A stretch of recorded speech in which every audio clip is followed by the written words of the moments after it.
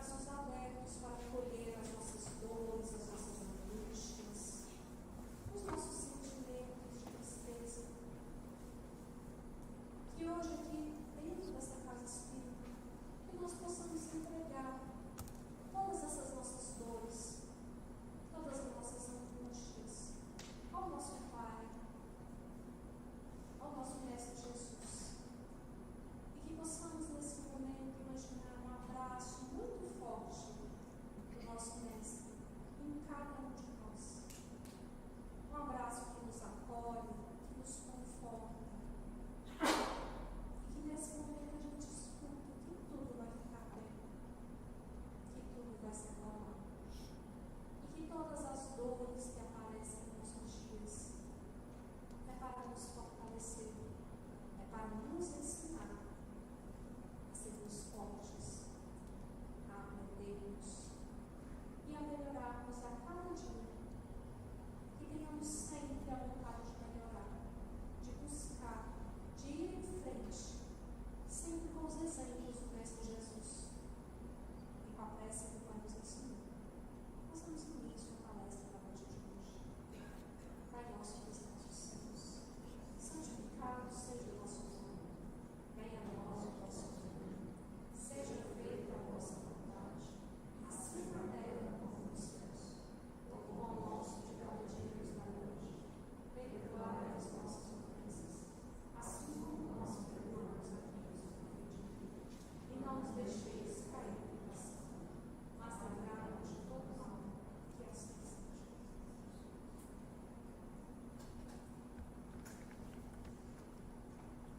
Gente, boa noite para aqueles que não estavam aqui quando a gente começou, sejam todos muito bem-vindos, tá? Antes de eu fazer a leitura do Evangelho, vou dar pelos nossos recadinhos na nossa casa, lembrando a todos das nossas atividades da semana, de o pessoal colocar aqui. Lembrando que é o seguinte, tem interesse de fazer tratamentos na casa, tanto de fluidoterapia quanto de desossação, precisa estar vindo às segundas-feiras para estar fazendo a triagem ao atendimento fraterno. Todas as segundas-feiras, das 19h30 às 20h30, tá? É só estar na casa espírita, você vai passar o atendimento fraterno e vai ter todos os esclarecimentos referentes ao tratamento, tá bom? Aqui. Aí na terça-feira, no caso hoje, a gente tem a palestra pública, né? E também depois palestra pública, o passe coletivo e depois também o tratamento de fluidoterapia para aqueles que fizeram a viagem na segunda-feira, tá bom? Quarta-feira nós temos o tratamento de desobsessão, que também é necessário essa viagem na segunda-feira, ok? E nas quintas-feiras nós temos o nosso estudo da doutrina espírita e desenvolvimento mediúnico.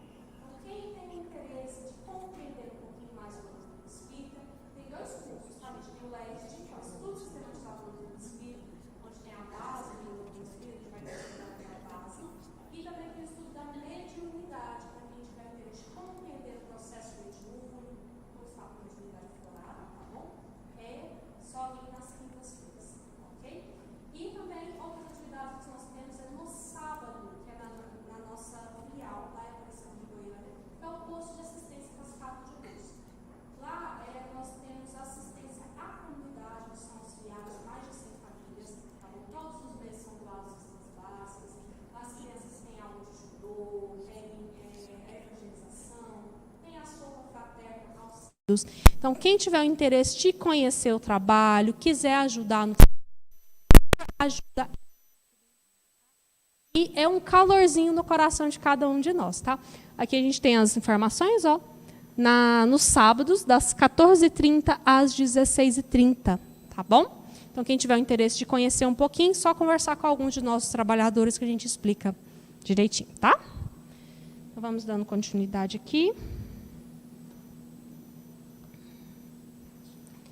Essa leitura do Evangelho segundo o Espiritismo. Bem-aventurados os que têm puro coração. Verdadeira pureza, mãos não lavadas. Então, escribas e fariseus que tinham vindo de Jerusalém se aproximaram de Jesus e lhes disseram: por que teus discípulos violam a tradição dos antigos, pois não lavam as mãos quando tomam suas refeições? Mas Jesus lhes respondeu: por que violas o mandamento de Deus para seguir vossa tradição? Pois Deus fez um mandamento: honra pai e mãe, e este outro, que aquele que disser palavras ultrajantes a seu pai ou a sua mãe seja punido de morte. Mas vós outros dizeis: aquele que disser ao pai ou à mãe, toda ofenda que eu faço a Deus, aproveita-se a vós. Este satisfaz a lei, ainda que depois disso não honre e não assista a seu pai ou a sua mãe. E assim tornastes inútil o mandamento de Deus pela vossa tradição.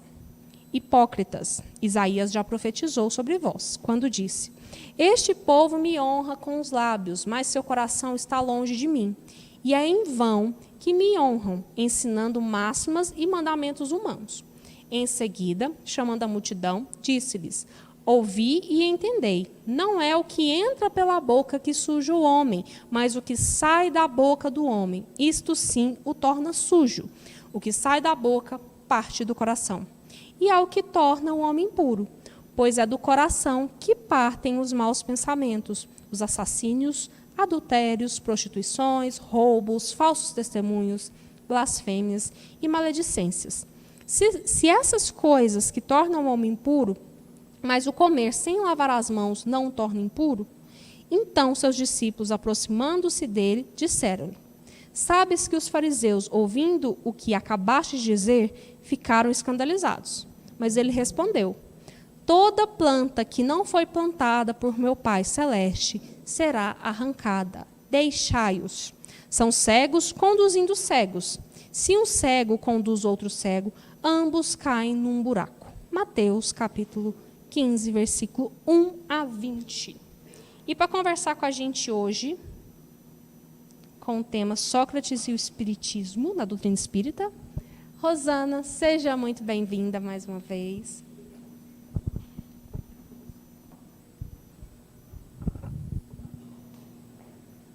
Aqui, tá bom? Boa noite a todos. Muita paz em nossos corações. Eu não estou tirando máscara ainda, não tiro, porque meu marido tem 64 anos e 5 comorbidades, né? Eu já vou fazer 60, não sou mocinha. E há 15 dias eu peguei dengue e peguei os dois. Então, eu estou debilitada, ainda estou com muitas dores, então não posso arriscar de pegar Covid. Por isso que eu vou ficar de máscara, tá bom? Então, vamos lá. Sócrates e Platão, precursores do Espiritismo. Uma casa espírita me convidou para a palestra e me deu esse tema. Quando eu olhei para esse tema, eu falei assim, será que é um tema bom para se desenvolver? E qual não foi a minha surpresa, né? Porque eu não sou estudiosa da filosofia pura, né? Dos grandes filósofos, ao descobrir quem foi Sócrates. Então, hoje, até eu acho que nós estamos vivendo uma época que as pessoas têm procurado conhecer um pouco mais da filosofia, né? Dos grandes que se foram e deixaram um legado de conhecimento e sabedoria. E, por incrível que pareça, nós temos as citações de Sócrates no Evangelho segundo o Espiritismo. Aí a gente vai ver por que Kardec colocou Sócrates lá no meio, né? Então, vamos lá. Livro dos Espíritos. Confiou Deus a certos homens a missão de revelarem a sua lei? Indubitavelmente, em todos os tempos, houve homens que tiveram essa missão. São espíritos superiores que encarnam com o fim de fazer progredir a humanidade. Às vezes nós achamos que o Espiritismo começou com Kardec, que teve continuidade com Chico, com Divaldo, né? Com tantos outros, Ivone Pereira, mas essa comunicabilidade, ela já começou, ela existe desde que o mundo é mundo. Então, quando Cristo, para a vinda do Cristo, Cristo contou com colaboradores desde a mais remota antiguidade.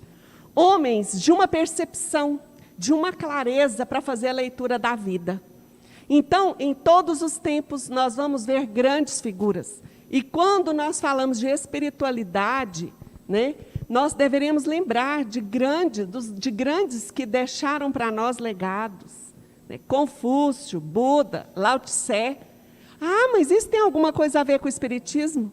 Claro, é a voz de grandes espíritos encarnados preparando o caminho para que a vinda do próprio Cristo. E depois dele também, porque não importam as crenças, importa a maneira como eu encaro a vida, como eu percebo quem eu sou no mundo e na minha relação com o divino, com o sagrado. Não é à toa que essa casa tem esse banner, parabéns. Né? Olha o que está escrito nesse banner. É melhor, às vezes, lidar com quem diz não ter religião e ama o próximo, servindo, do que com aqueles que se dizem religiosos, não amando o próximo e explorando. Então, a doutrina que nos liga a Deus é amor e pronto, PT, saudações. Conhecimento das leis da vida e uma sabedoria natural que emana do ser iluminado. Iluminar-se é transmitir essa sabedoria, né? E, principalmente, um sentimento de dignidade e amor. Pode passar. Só por Jesus... Espera só um pouquinho, volta. Não, pode passar. Aquele, isso. O primeiro, o outro. Eu acho que eu não terminei de ler a resposta. Pode voltar, por favor. Confiou Deus a certos homens a missão de revelarem a sua lei? Indubitavelmente, em todos os tempos, houve homens que tiveram essa missão. São espíritos superiores que encarnam com o fim de fazer progredir a humanidade. Então, são os espíritos falando que, indubitavelmente, esses homens estiveram entre nós. Pode passar. O que mais? Para confirmar, Kardec está sempre perguntando. Gente, o microfone vai fazer diferença? Ah, tá. Só por Jesus foram reveladas as leis divinas e naturais. Antes do seu aparecimento, o conhecimento dessas leis, só por intuição, os homens o... Olha essa pergunta. Então, antes de Jesus, como que a humanidade foi estreitando os laços com a parte espiritual, com as leis da vida?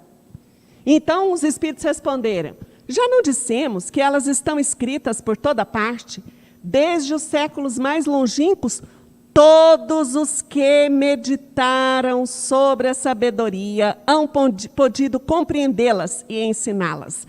Pelos ensinos, mesmo incompletos, que espalharam, prepararam o terreno para receber a semente. Eu adoro essa resposta. Todos os que meditaram. O que é meditar? É serenar essa mente do dia a dia, a mente racional. Por isso que o oriental pratica muita meditação.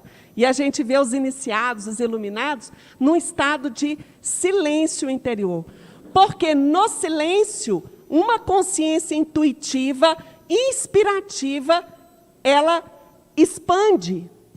E através dessa percepção, o homem traz a luz da sabedoria. Porque essa luz não está de fora. Ela é o andar da nossa mente e ela está dentro de nós. A evolução espiritual, meus amigos, é fazer com que essa sabedoria, ela naturalmente se movimente em nós. Às vezes a gente se torna espírita e pensa que a sabedoria só vem dos espíritos encarnados para nós. Insuflando, dando intuição, não. Lê do engano. Todos nós, está lá no livro No Mundo Maior, os andares da nossa mente. O subconsciente, onde ficam arquivadas as nossas experiências pretéritas. O consciente, aonde mora a razão, que é essa razão que nos comunica no dia a dia. Eu vou acordar cedo, vou no banco, vou fazer comida, estou raciocinando, estou interpretando os fatos, essa é a razão. E André Luiz fala para nós, e existe o superconsciente. Só que quando André Luiz, através do Chico, manda essa obra maravilhosa, ele não esmiuça muito. Ele fala assim, no superconsciente mora o futuro, as percepções do futuro. Porque o futuro do homem é dilatar a mente. Por isso que, às vezes, um espírito reencarna numa simplicidade e já possui uma sabedoria. Essa sabedoria está nos arquivos das reencarnações pretéritas pelo trabalho dele, reencarnado, aqui de aprendizado. Mas não é só essa sabedoria. Naturalmente, como os espíritos estão falando aqui, ó, Elas estão escritas por toda parte. Todos os que meditaram, todos aqueles que prestaram atenção, todos aqueles que buscaram conhecer a verdade, eles encontraram respostas. E é por isso que Sócrates deixou seu legado. Vamos passar. No Evangelho, isso tudo está dentro do Evangelho, dentro da doutrina. As grandes ideias jamais irrompem de súbito. As que assentam sobre a verdade sempre têm precursores que eles preparam parcialmente os caminhos. Desse modo, não surgindo bruscamente, a ideia, ao aparecer, encontra espíritos dispostos a aceitá-la. Tal que se deu com a ideia cristã, que foi pressentida muitos séculos antes de Jesus e dos essênios, tendo por principais precursores Sócrates e Platão. Então, vejam, quem gosta da leitura vai perceber que existe essa chamada comunidade, né? Uma comunidade dos essênios, que eram os povos antigos, que viviam naquela época, viveram também na época de Jesus. E muitos falam que Jesus tinha tido contato com os essênios. Eles tinham uma vida assim, quase que monástica, uma alimentação mais frugal, mais leve, uma vida sexual muito regrada, alguns celibatários. Então, eles já vislumbravam um caminho espiritual com um olhar diferente. Então, aqui os espíritos, através de Kardec, está dizendo para nós, olha, as ideias, né, da espiritualidade, da nossa vida espiritual, que viria se consolidar com a vinda do Cristo, ela já foi previamente preparada. Sócrates e Platão foram um desses precursores. E é muito interessante que o que Sócrates falava é a mesma coisa da gente estar lendo doutrina espírita. Pode passar. Então, por que Sócrates está realmente na introdução do Evangelho? Ele não era um filósofo? O que tem a ver com o espiritismo? Eu pergunto para vocês, se vocês professam o espiritismo, eu sou espírita, vocês já ouviram certas pessoas dizerem assim, espiritismo é uma filosofia de vida, né? Alguém já perguntou isso para vocês? Ou não? Para mim, perguntam muito. É uma filosofia, né? A gente fala, Pois é, interessante, eu gosto da filosofia espírita. Aí a gente pode completar. Mas ela não é só uma filosofia. Ela é também religião. Ela é uma religião. E, acima de tudo, tem um lado de observação e experimentação, que foi o estudo dos fenômenos, ela é considerada também ciência pelo trabalho que Kardec fez e pelo olhar do espiritismo. O espírita estuda a doutrina espírita e se apoia nas descobertas da própria ciência, porque a ciência atesta o mundo material, mas o mundo espiritual está diretamente atrelado às coisas físicas também, que nós somos físico, né, o corpo físico, o corpo mental, emocional. Então, nós somos seres espirituais e nós somos campos diversos entrelaçados. As coisas de Deus estão em tudo. Lê do engano separar a ciência das coisas divinas. Um dia a ciência vai atestar a presença, a existência espiritual, né? Pode passar. Então, por que Sócrates está lá? O que é a filosofia? Filosofia é uma palavra grega que quer dizer amor à sabedoria e consiste no estudo de dificuldades básicas relacionadas à vida. Ela procura entender os conceitos ou as essências de tudo que existe no mundo, criando, assim, as definições conceituais. Então, a filosofia ela busca entender o sentido da vida. Às vezes, gente, existem perguntas que nos atropelam, dependendo da hora, do momento que uma pessoa fizer. Vocês já experimentaram responder para vocês mesmos? Quem sou eu? Parece simples. Quem sou eu? É uma pergunta. Está dentro desses aspectos conceituais da vida, né, da gente se perceber no mundo. Aí entra uma série de coisas. Quem sou eu? Isso já dá uma interrogação. Então, sempre existiram aqueles que quiseram interpretar a vida. O que é a vida? O que é viver? Né? O que é a divindade? Enfim, a filosofia procura entender isso. Tem alguma pessoa aqui que é estudiosa da filosofia? Não? Senão eu ia trocar de lugar, eu ia botar a pessoa aqui para dar aula para nós, né? Pode passar. Desculpa. No livro que é o Espiritismo, de Allan Kardec, está desse jeito aqui, ó. O Espiritismo é uma ciência que trata da natureza, origem, e destinação dos espíritos e suas relações com o mundo corporal. É, ao mesmo tempo, uma ciência de observação e uma doutrina filosófica. Como ciência prática, ela consiste nas relações que se podem estabelecer com os espíritos. Como filosofia, ele compreende todas as consequências morais que decorrem dessas relações. O trabalho de Kardec foi muito importante porque ele começou a estudar os fenômenos, né, para os quais ele era chamado. Eu não sei se vocês sabem, ele não acreditava nessa história de espírito, de mundo espiritual, de nada disso. Ele, depois de muita insistência com um amigo, ele foi convencido a observar nos salões, né, que isso acontecia em público, nos salões da França, os fenômenos. Porque se dizia que as mesas giravam, pulavam e, através até de pancadas, comunicava com o invisível. Até que um dia, né, depois de tanto negar, ele resolve participar, né, de uma dessas sessões. Ele sempre falava para o amigo dele: meu amigo, eu sou um homem de ciência. Eu sou um homem que só vou ver alguns fenômenos desse tipo se você me provar que uma mesa tem cérebro para pensar e nervos para sentir. Então, depois de muita negação, ele resolveu ir. Aí, Kardec, que era um homem de muita observação, discípulo de Pestalozzi, né? Adepto, estudioso do método de observação indutivo, dedutivo, ele resolveu estudar os fenômenos. Aí os amigos já deram 50 cadernos, cheios de pergunta e resposta, com o invisível, através de pancadas, como um telégrafo, né? Num código. E ele coordenou o estudo desses 50 cadernos. Foram esses cadernos que deram origem ao Livro dos Espíritos. Então, Kardec era um homem metódico, estudioso. Então, por isso que o Espiritismo é assentado numa ciência de observação. E quando o Espiritismo traz essas relações nossas com o mundo, com a vida, com o próximo encarnado ou desencarnado, muda o nosso olhar. Eu sempre falo com muita alegria no meu coração, igual essa música linda que vocês cantaram, que eu não sei o nome dela, depois você vai mandar o nome dela para mim, que é uma alegria para mim, a maior alegria nessa encarnação foi conhecer a doutrina espírita. Talvez muitos falam assim: essa mulher é louca, não foi o pai dela, não foi a mãe, não foi a família que ela constituiu, os filhos dela?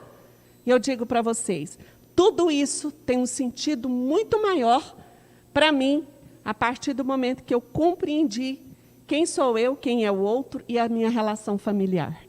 Então, a doutrina espírita foi a coisa mais importante que aconteceu para mim nessa encarnação.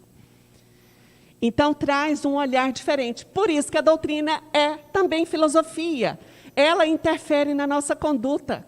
Porque de que adianta a gente sair de casa, vir para a casa espírita, abraçar um trabalho, um estudo, como a Érica aqui já convidou as pessoas, para nada? Para não haver transformação nenhuma? Não. Eu me lembro que eu conheci a doutrina espírita em 1984. Quando eu conheci, achei muito interessante. E tem uma senhora, muito amiga minha, uns 20 anos mais velha do que eu, naquela época, ela falou assim: ai, menina, agora você sabia que é chique falar que é espírita? Eu lembro direitinho. Observa para você ver que na porta do centro está cheio de carro chique parado aqui na porta. Agora, a onda é estudar o espiritismo.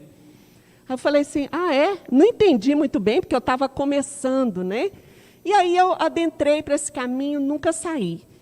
E sei que quando a gente começa essa relação com os estudos, só tem uma finalidade: tocar o nosso coração, para que a gente possa entender o Evangelho do Cristo e o que o Cristo, com muito custo, queria deixar para nós, como um legado, né? Que vai se desdobrando de entendimentos ao infinito. Pode passar. Kardec lançou mão da sonda da investigação para poder comprovar a veracidade dos fatos, que é uma ciência. Em seguida, percebendo que poderia extrair conteúdo mais nobre daqueles fenômenos, formulou questões de elevado teor filosófico. Na sequência, retomando as pesquisas científicas, constatou que aquelas verdades trazidas sob a coordenação dos espíritos superiores estavam entrelaçadas a consequências morais religiosas para o homem. Então, o espiritismo ele tem esse aspecto: ciência, filosofia e religião. Por isso que Sócrates é citado como um filósofo dentro do Evangelho também, segundo o espiritismo. Pode passar. Espiritismo é o cristianismo, então, Rede Vivo? O Espiritismo prega a fé raciocinada, sem misticismos e segredos iniciáticos, na forma integral e consciente de conduta humana diante do Criador, tendo como lema: fora da caridade não há salvação. Desta forma, o Espiritismo estimula o homem à prática da bondade, da fraternidade, do altruísmo, né, do trabalho incessante no bem, da humildade e da felicidade do próximo e nossa própria. Então, dessa forma, conhecer o Espiritismo é abrir a alma para poder ler a vida com um olhar diferente, para poder interpretar o que acontece conosco. Às vezes, nós somos chamados por um desencarne na família. Às vezes, nós somos chamados porque perdemos o emprego e estamos na total miséria. Tudo que vai fazer dá errado. Aí a gente descobre que existe espiritismo. Nossa, esses espíritos podiam contar para mim o que está acontecendo na minha vida. Não estou entendendo isso, não.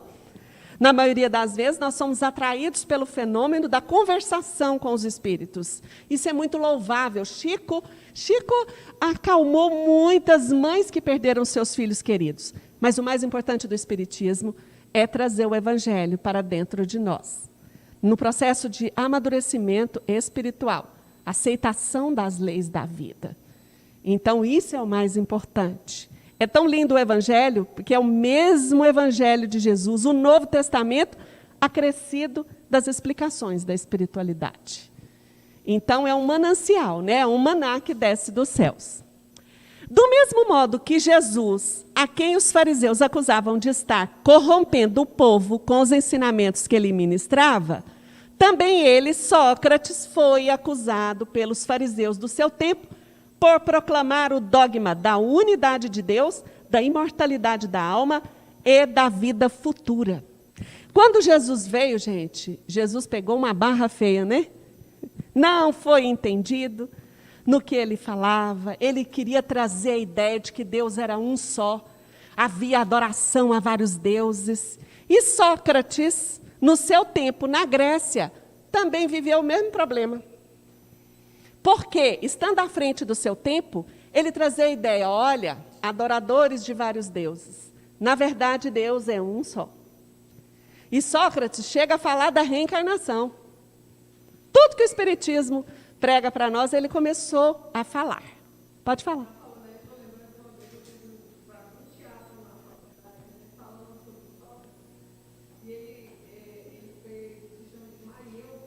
Maiêutica.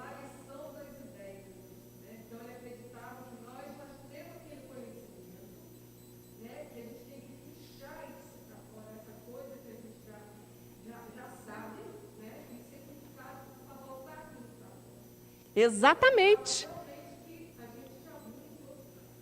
E isso aqui que ela está falando, ontem eu estava no PAI e me pediram para falar esse tema. Eu falei, gente, que coisa interessante, uns 400 me pediram esse tema.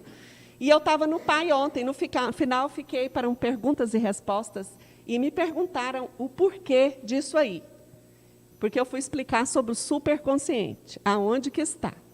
Né? Que não é só da vida passada, não. Não é só da experiência que eu vivi. Mas porque nós somos filhos de Deus. E sendo filhos de Deus, Deus deu a cada um a sabedoria da vida. É lógico, o filho não é igual ao pai. Por isso que Jesus disse, brilhe a vossa luz. Mas já que você adiantou, a gente já vai adiantando, né? Lá na frente ele vai falar isso mesmo, né? Então vamos caminhando. Olha só, quem foi Sócrates? Vocês não estão cochilando não, né? Só a turma lá de trás encostada. Tem certeza? Estou brincando. Quem senta para trás, porque cochila, ninguém vê, encosta na parede, ninguém vê, né? Não tem problema, a gente luta com o sono mesmo, dá sono mesmo. Então, vamos lá. Quem foi Sócrates?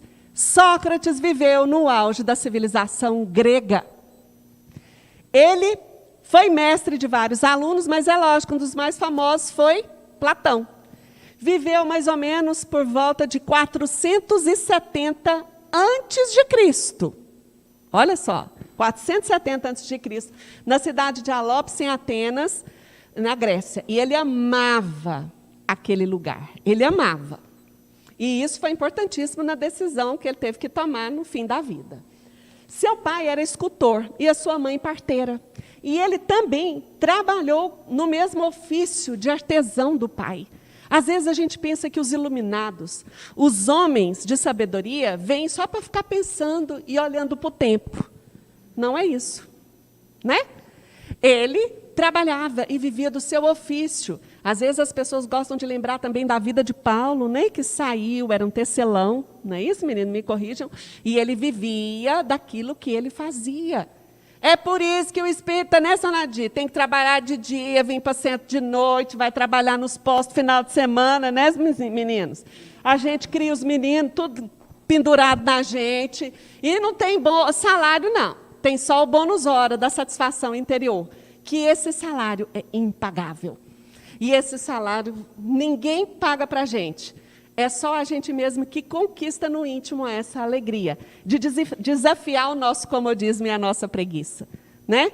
Então, quando a gente vai trabalhando em nós essas camadas da preguiça, do desespero, da falta de fé, justamente essa luz, como que você chama? Como? Cláudia. Essa sabedoria começa a brilhar dentro de nós e cair no andar do nosso consciente para a gente tomar contato com essa verdade. Nós não tomamos contato com essa sabedoria da vida, da beleza, do amor, da bondade, porque nós criamos várias camadas. E essas camadas nos entorpecem. Nós somos sonâmbulos espirituais, né? Nós estamos assim adormecidos para as coisas espirituais. O iluminado é aquele que acordou. Ele despertou essa consciência interior. Por isso que ele afirma, está dentro da gente. Então, Sócrates se dedicou mais a uma filosofia que buscava a essência das coisas, da natureza, do ser humano, da alma. Então, ele fazia perguntas. O que é a verdade? O que é o amor? Olha o que ele queria entender. O que é a vida? O que é o bem? O que é a justiça? E ele procurava, ele queria entender esses conceitos. Porque era um homem que não se alimentava só pelo estômago mais. Porque nós alimentamos do estômago e principalmente do sexo, do poder, da posição social. Se isso está resolvido na nossa vida, está tudo certo. Mas aqueles que estão mexidos com essa parte, com a preocupação com a vida, com a nossa essência, eles querem entender a vida. São despertos. Desperta, ó tu que dormes. Está lá nas Escrituras, né? Esta busca teve origem no entendimento de que a verdadeira descoberta estava no interior do homem. Aí, Cláudia. Ele queria encontrar os conceitos, isto é, as definições das coisas. Sócrates demonstrava ser um homem sábio e inteligente. No entanto, ele dedicou-se à filosofia e ao ensino quando ele já era mais velho, quando ele aposentou. Está aí uma ideia para os aposentados, que acha que a vida acabou. Sócrates começou a trabalhar quando ele estava no espiritual, quando ele aposentou, né? Então, essa dificuldade de se achar inútil, de achar uma utilidade para a vida, então a gente vive um ciclo, na última palestra que eu falei disso.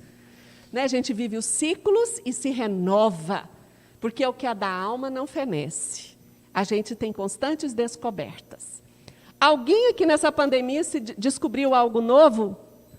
Alguma habilidade durante esse período de isolamento ou não? Vixe?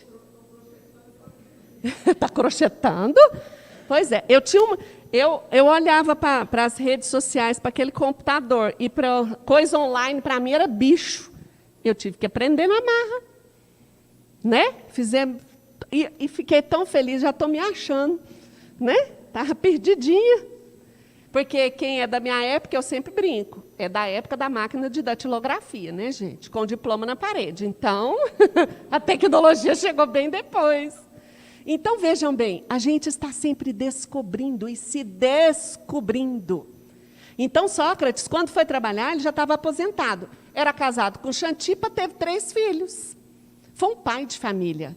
E era muito interessante que o seu mais ilustre aluno, que era Platão, dizia: meu mestre não é um homem bonito, porque ele era visto nas praças públicas até como um maltrapilho, um homem assim sem apresentação, mas o trabalho dele era nas praças públicas. Foi lá que ele começou a procurar os conceitos da vida. Pode passar. Não foi apenas Platão que escreveu sobre a vida de Sócrates. Também Xenofontes e o próprio Aristóteles, que nós já ouvimos falar. Então, são pessoas que falavam do grande mestre, né? Tão importante quanto o conteúdo da filosofia de Sócrates é o seu método pautado no diálogo, na dialética, na conversa e não numa imposição. E no ano de 2022, nós estamos querendo muitas vezes impor a fogo e ferro para espíritos que estão reencarnando e precisam de respostas e de diálogo e de conversa. Quando a gente era criança lá em Barbacena, o pai dava uma olhada, a gente saía de fininho, né? Uma criança não escutava, não ficava nem na sala, não era quando era visita. Mas as coisas vão mudando. Não é nem tique, como dizia minha mãe, nem taque. A gente tem que procurar um caminho do meio e trabalhar a nossa própria rigidez. Então, Sócrates primava pelo diálogo, a dialética. Então, sendo assim, ele servia-se do debate, pois acreditava que com o questionamento seria possível conhecer mais sobre si mesmo e sobre o mundo ao nosso redor. E o que ele fazia, gente? Ele ia para a praça pública e, naquela época, na Grécia, tinham grandes oradores, tidos como muito conhecedores da vida, muito sábios, que se colocavam ali falando em público, porque tinham também muitas tendências políticas e queria se mostrar sábio. Ele ia para a praça e começava a questionar. Não com a ideia de diminuir quem estava falando para que ele se exaltasse, não, porque ele se achava ignorante. Engraçado, hoje a gente sabe um tantinho e se acha, né? Mas os grandes, quando são grandes, eles chegam a afirmar mesmo, só sei que nada sei. Então aí está a sabedoria da vida, só sei que nada sei. Então, Sócrates perguntava porque ele queria entender. E ele ia debatendo, perguntando e questionando a fala. O que acontecia? Os grandes oradores desciam e se sentiam humilhados diante daquele homem que mostrava uma sabedoria. E eles saíam de fininho. Então, eles iam embora e deixavam, né, Sócrates com aquela multidão que começou a acompanhá-lo para ver o que acontecia. Cada momento que Sócrates estava nas questionando, se tornou um espetáculo. Assim, a condução do aluno ao conhecimento se dá através de perguntas e não de uma exposição direta. Pode passar. Existia naquela época as sacerdotisas do templo, né, os oráculos, aqueles seres que eram responsáveis com, vamos dizer assim, intermediários entre Deus, né, entre Deus e o povo. Eram médiuns, eram inspirados também. E essa deusa aí, essa Pítia, uma sacerdotisa, né, do templo de Apolo, tida como porta-voz da divindade, ela disse que Sócrates era o homem mais sábio que existia. Então ela chegou a professar, Sócrates era o homem mais sábio. Mas o próprio Sócrates tinha certeza de que ele nada sabia. Olha só, ele mesmo se professava um ignorante. Ele queria aprender. Então ele foi conversar com as pessoas que eram tidas sábias, né? E essa frase que todos nós repetimos, conhece-te a ti mesmo, é da autoria dele, naquela época. Conhece-te a ti mesmo. E eu digo para vocês que de 4 anos para cá, essa frase me acompanha na cabeça todos os dias, através de um caminho que eu quis fazer de aprofundamento no conhece-te a ti mesmo. Através de um método que eu estou seguindo, de encontros, de módulos de aprofundamento e de vivência. Nós vamos descobrir que existem inúmeros personagens dentro de nós, que nos conduzem o comportamento, que faz com que a gente diga coisas e depois não sabe nem por que disse aquilo, mas que tem uma base, está assentada dentro de nós. E não precisa procurar em vida passada, não, gente. Não é disso que eu estou falando. É da infância mesmo para cá. Os condicionamentos, tudo. Então, Sócrates sabia disso. Porque enquanto a gente não procurar fazer e entender como a gente funciona, o que a gente pensa, os nossos medos, as nossas raivas, a nossa agressividade, por que eu falo isso ou falo aquilo, eu não consigo atingir essa sabedoria interna, porque ela é fruto desse longo trabalho. Por isso que a gente encarna e desencarna, encarna e desencarna. Ai, minha mão está doendo. É a chikungunya. Por isso que a gente encarna e desencarna, encarna e desencarna. E os espíritos falam que a gente muda muito pouco. Porque nós nos acostumamos com os rituais. E ficamos nos rituais externos. E é uma grande luta conosco mesmo fazer essa descoberta interna. Esse é o núcleo da filosofia socrática. Conhece-te a ti mesmo. Antes de buscar conhecer as coisas exteriores, o homem precisa conhecer a si mesmo, autoanalisar-se e reconhecer sua ignorância. Ele acreditava na imortalidade da alma. Para ele, a realidade do mundo passa, mas a verdade, o amor, a honra e todas as virtudes não passam. Então, nessa época, quase 500 anos antes de Cristo, ele tentava passar isso para a humanidade. Ele também sustentava que a ignorância era a fonte do erro do mal, porque muitos agiam de forma errada por ignorarem o que é o bem. O iluminado, quando ele sente que Deus está em tudo, que o bem é a verdade maior, que estarmos em paz conosco e com o outro traz um estado, um prazer infindo, ele respira nesse nível de consciência. Por isso que o que ele fala não é de boca para fora, é o seu eu verdadeiro, legítimo, essa parte nossa, filha de Deus, que fala. E quando eu falo, eu encanto. E muitas vezes não precisa falar. Por que Chico encantava? A presença, a vibração, a energia já fala diferente.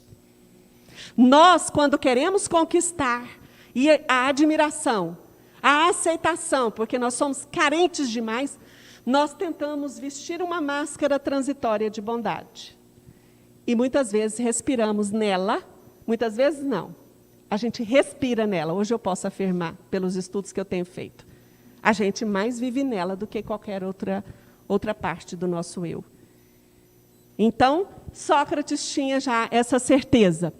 Por que Sócrates foi condenado à morte como Jesus? Por quê? Como? Primeiro, corrupção dos jovens. Como eu disse, ele ia para a praça pública. E os jovens começaram, o jovem gostou demais daquele negócio, porque ele ia debatendo, perguntando, querendo trazer à tona os conceitos da vida, e cada um que era derrotado, os jovens falavam assim, agora nós queremos ver quem que é o próximo. Então, ele foi acusado de corrupção dos jovens. Segundo, ateísmo. Ele questionava a teologia e a religião da época. Tinha os vários deuses, gente, a mitologia, né, tudo aquilo. Então, ele começou a questionar e foi acusado de negar as divindades. Então, pensa, questionar, né? Naquela época, não podia. Introdução de novos deuses. Eu achei muito legal que ele falava dos daemons. Daemons não são demônios. O significado, na verdade, era como se fosse deuses menores. Ele não colocou espírito familiar, espírito protetor. Mas ele falava, olha, eu atendo ao chamado dos daimons. Certamente, ele tinha também um amparo espiritual, né, daqueles que o acompanhavam naquela encarnação, porque era uma tarefa imensa que ele tinha que realizar. Então, ele dizia que os daimons faziam parte da vida das pessoas. E ele era insuflado para perguntar. Então, quando nós despertamos a nossa consciência superior, divina, a supermente, o superconsciente, a gente vai conectar também com aqueles que estão naquela faixa, com os espíritos, aqueles que continuam trabalhando. E é por isso que o espírito vai se sentindo cada vez mais consciente da vida. Então, esses espíritos que o acompanhavam, que eram os daimons, o insuflava a fazer perguntas. Ele foi acusado de subversão social. Foi considerado antipatriota, porque ele questionava a política. Isso é muito interessante, né? Às vezes, nós espíritas não entramos em contenda, e não devemos entrar mesmo, mas nós não deveremos ser, vamos dizer, alienados. Nós somos espíritas, mas somos cidadãos, né? Brasileiros, atuantes. Precisamos construir esse país. A gente vai ver que Bezerra era político. Bezerra era da política. E foi Bezerra, né? Então, quer dizer, é atuar, não é só cobrar, é atuar, é ser, é testificar aquilo que acredita. Então, Sócrates foi acusado de subversão social. Por quê? Foi considerado antipatriota porque fazia questionamentos sobre a política, as melhores formas de condução, sobre a justiça e um monte de coisa. Pode passar. Aos 71 anos de idade, ele foi sentenciado para beber cicuta, porque ele tinha duas opções. Depois de toda aquela condenação, você é um antipatriota, você é um subversivo, tarará, tarará, você tem uma escolha, Sócrates. Você pode ir para o exílio, ser exilado. Você sai de Atenas. Ou então você tem que beber o veneno. Ele falou, aqui é o meu lugar. Tudo que eu falei, tudo que eu professo, eu afirmo que eu acredito. Eu não vou renunciar às minhas ideias. Então, eu bebo veneno. Ele bebeu o veneno. Então, depois de ser acusado e julgado por uma assembleia de 500 homens. Uma das penas, então, era o exílio e ele não queria sair de lá. Então, Sócrates foi condenado a beber cicuta. Agora, pode passar. Está acabando, pessoal. Por que Sócrates e o Espiritismo? Quem estiver cochilando agora, abre o olho. Presta atenção. Olha o que ele falava naquela época. O homem é uma alma encarnada. Antes da sua encarnação, existia unida aos tipos primordiais, as ideias do verdadeiro, do bem e do belo. Separa-se deles encarnando e recordando o seu passado. É mais ou menos atormentada pelo desejo de voltar a ele. Então, ele está falando da reencarnação. Olha, nós estamos lá no plano espiritual e a gente encarna. Depois a gente volta. Ele dizia, a alma se transvia e perturba quando se serve do corpo para considerar qualquer objeto. Quando contempla a sua própria essência, dirige-se para o que é puro, eterno e imortal. Ele estava querendo dizer, olha, o homem não pode ficar só na sensação física, no que o olho físico enxerga, né? Nas sensações corporais, nos prazeres da vida, porque ele se perde. Quando o homem foca na sua essência, no seu ser imortal, aí ele encontra a verdadeira vida. Então, ele está falando do espírito. É a mesma coisa do que os espíritos falam para nós, né? Nós somos espíritos vivendo uma experiência, né, aqui na Terra. Outra coisa que ele falava, libertos da loucura do corpo, conversaremos então com homens igualmente libertos e conheceremos por nós mesmos a essência das coisas. Ele diz, olha, quando a gente morre, a gente encontra com os outros que já morreram também, com os espíritos. Então, ele estava falando de quem? Do plano espiritual. E nós, há bem pouco, quando eu nasci, na década de 60, a gente escutava, eu escutei que existia céu e existia inferno. Mas Sócrates não. Sócrates já falava do plano espiritual. Pode passar. A alma impura se encontra oprimida e se vê de novo arrastado para o mundo visível pelo horror do que é invisível e imaterial. Erra, então, disse, em torno dos monumentos e dos túmulos, junto aos quais já se tem visto tenebrosos fantasmas.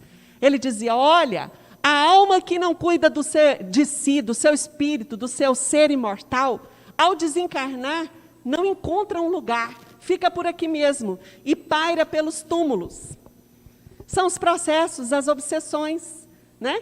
Daqui, por isso que a espiritualidade nos fala para nós, preste atenção. Nós somos mais do que um corpo físico. E a gente pensa assim, eu vou pensar nessas coisas quando eu aposentar. Tudo bem, pode pensar mais, mas a gente, desde que nasce, já deve trabalhar isso dentro do nosso coração, né? Após a nossa morte, o daimon, né, que são os deuses menores, nos fora designado durante a vida, leva-nos a um lugar aonde se reúne todos que têm de ser conduzidos ao Hades, que é a terra dos mortos, para serem julgados. As almas, depois de haverem estado no Hades, nessa terra dos mortos, o tempo necessário, são reconduzidas a esta vida em múltiplos e longos períodos. Então, ele está falando, a gente vai para a terra dos mortos, depois volta para cá de novo. E o espiritismo é altamente condenado por falar da reencarnação, que para a gente é uma coisa tão natural, né? Para quem acredita, para quem compreende a vida melhor dessa forma. Pode passar. Volta. E quando ele diz, o corpo conserva bem impressos os vestígios dos cuidados de que foi objeto e dos acidentes que sofreu, dá-se o mesmo com a alma. Quando despida do corpo, ela guarda, é evidente, os traços do seu caráter, das suas afeições, das marcas, das desgraças que lhe aconteceu. Então, gente, ele afirma, Deus não te espera em algum lugar para te julgar. Na verdade, nós carregamos as marcas conosco, daquilo que sentimos, que praticamos, né? Então, nós somos o autor. Nunca se deve retribuir com outra uma injustiça, nem fazer mal a ninguém, seja qual for o dano que nos hajam causado. E nós vivemos num mundo onde nós queremos comprar armas, e mais armas, e armar mais, e dar tiro, e entrar nas escolas, e matar, em nome de Deus. Quando esse homem está falando aqui de injustiça, está falando do bem. Ele está falando de amor, para que o Cristo depois vier e fala, perdoa. Né? Ninguém está falando que ninguém tem que defender a sua vida. Existe um livro que eu li há muitos anos, chama Somos Todos Inocentes, quando eu comecei no Espiritismo. Acho que era da Zíbia, era um romance. O cara só saía armado. Por quê? Se vier eu mato. Ele tinha a ideia de matar dentro dele. Ele foi envolvido numa acusação e foi preso. Nesse livro ele mostra que o mal que eu vibro, as desconfianças, eu sou uma pessoa extremamente armada, física e moralmente, eu vou me envolver em situações duvidosas sempre. Ou eu acredito na lei e em Deus, ou eu acredito no bem que eu quero ser e fazer, ou eu não encontro realmente a felicidade. E é o que os Espíritos falam para nós. Encarna e desencarna, com dor, com moléstia, com loucura psíquica, loucura espiritual, emocional, porque vibra o mal e se arma o tempo todo para ele. É pelos frutos que se conhece a árvore. Essa frase está textualmente escrita no Evangelho, mas foi Sócrates que disse. E no Evangelho tem isso, conhece-se a árvore pelo fruto. Eu posso glorificar a Deus, gente. Eu posso cantar louvores, eu posso encher templos, mas isso é uma adoração externa. O fruto é o que eu emano, o que eu faço. O meu descaso com quem sofre. Se eu sou um empresário que quero lucro, lucro, lucro, lucro, e nunca olho para aqueles que me servem, eu sou o quê? Um adorador de Deus? Eu respeito Deus porque eu professo uma religião? Eu posso falar que eu sou o que eu quiser, mas eu tenho que ser. E está passando da hora da gente ser. A riqueza é um grande perigo. Todo homem que ama a riqueza não ama a si mesmo, nem o que é seu. Ama uma coisa que lhe é ainda mais estranha do que o que lhe pertence. Estou terminando. E olha, para finalizar, o que Sócrates trazia para nós. As mais belas preces e os mais belos sacrifícios prazem menos à divindade do que uma alma virtuosa que faz esforços por se lhe assemelhar. O melhor jejum é o das paixões, é da reforma íntima, é da mudança interior, daquilo que me causa prazer, mas me traz sofrimento. Então é um processo interior. É disposição natural em todos nós a de nos apercebermos muito menos dos nossos defeitos do que os de outrem. Se os médicos são mal sucedidos tratando da maior parte das moléstias, é que tratam do corpo sem tratarem da alma. Quantas doenças psicossomáticas nós estamos vivendo? E não sabemos nem o que é. Em dezembro, meu marido começou a ter palpitação, batia, não dormia de noite, foi dando um trelelê, fazia tudo quanto é exame, não tinha nada. Apesar de ele estar controlado nas taxas de açúcar, chegou à conclusão. Ansiedade. Alguém aqui já sofreu de ansiedade? Quem tem coragem de falar? Eu sofri muito a vida inteira e não sabia. Agora que eu fui descobrir que o que eu sentia era ansiedade. Ajuizado serás, não supondo que sabes o que ignoras. Então, que a gente procura conhecer a si mesmo. que a gente procure conhecer as leis da vida, conhecer o mundo espiritual, conhecendo a oportunidade de ser útil. Assim a gente tem um grande trajeto, um grande caminho, porque não é fácil, mas com certeza encontraremos a felicidade. Então vamos preparar para o passe? Fazer a oração? Pode fazer?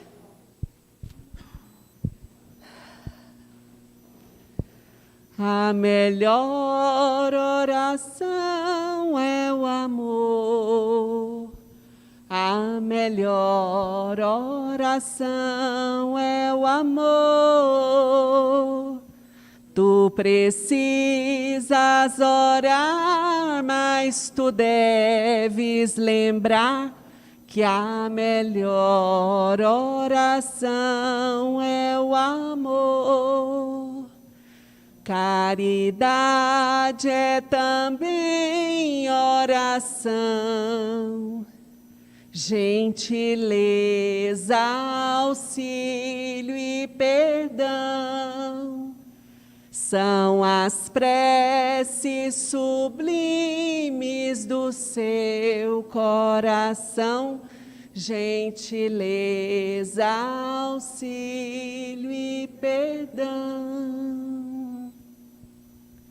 Senhor meu Deus, Pai de todas as criaturas, como podemos chamá-lo de Pai Nosso se não aprendemos a dividir o pouco que temos com os nossos semelhantes?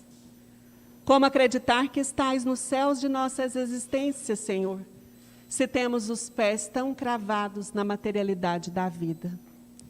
Como dizer santificado seja o teu nome, se não procuramos santificar a nós mesmos nos sentimentos, pensamentos e atos de cada dia?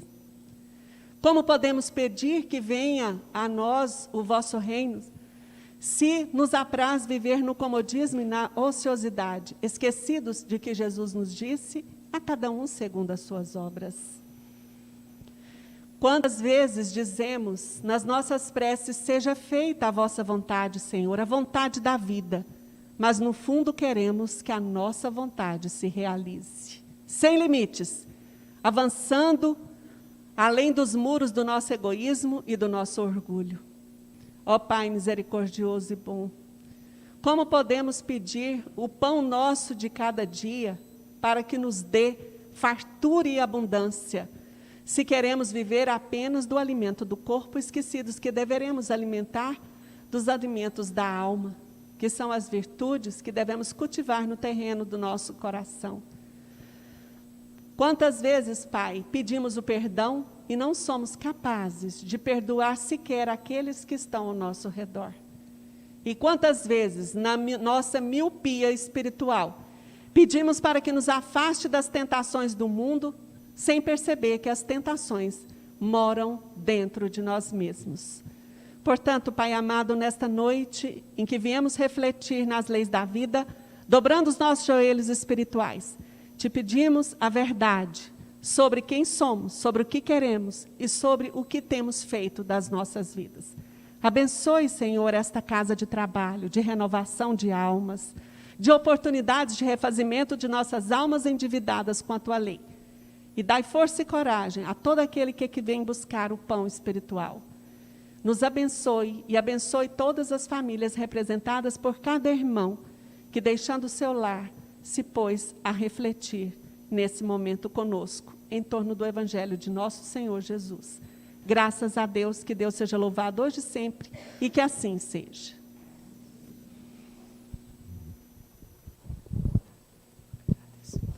Gente, antes do passo, eu queria dar só um recadinho.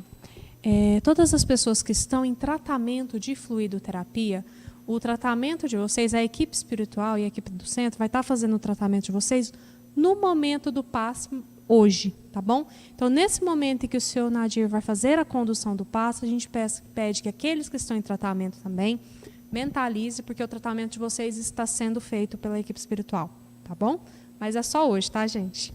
Aí eu vou passar agora para o senhor Nadir, que ele vai estar fazendo a condução do nosso passe.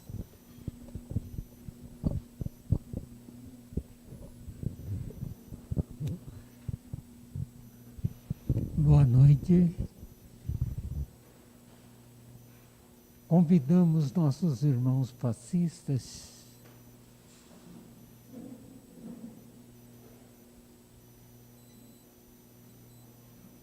e pedimos a cada um que possa pensar em si mesmo, pedindo o Divino Mestre Jesus que abençoe a todos. E vamos adentrar os nossos lares, cômodo por cômodo, pessoa por pessoa.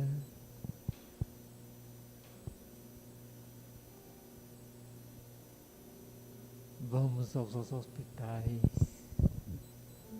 às cadeias penitenciárias.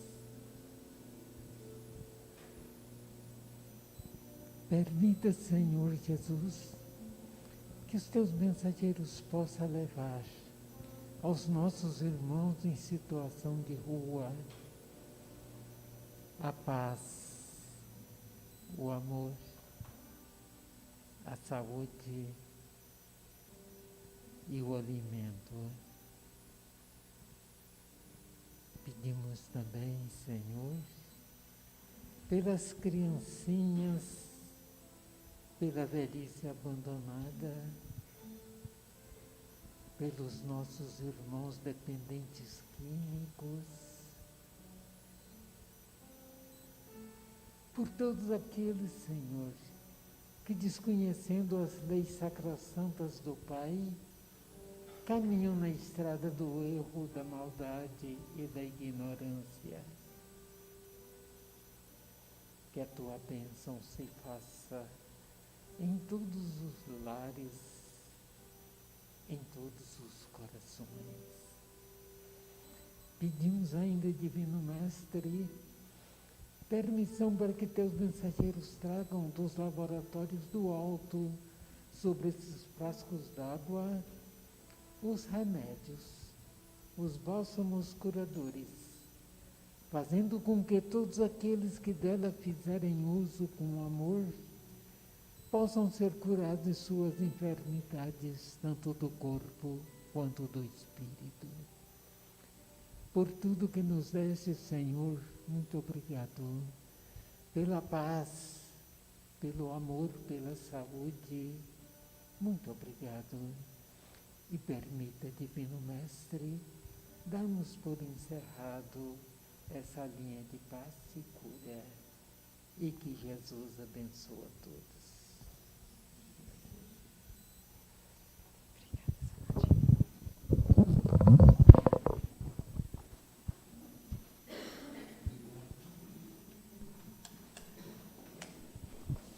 Rosana, muito obrigada. Seu Nadir também, muito obrigada, tá, gente?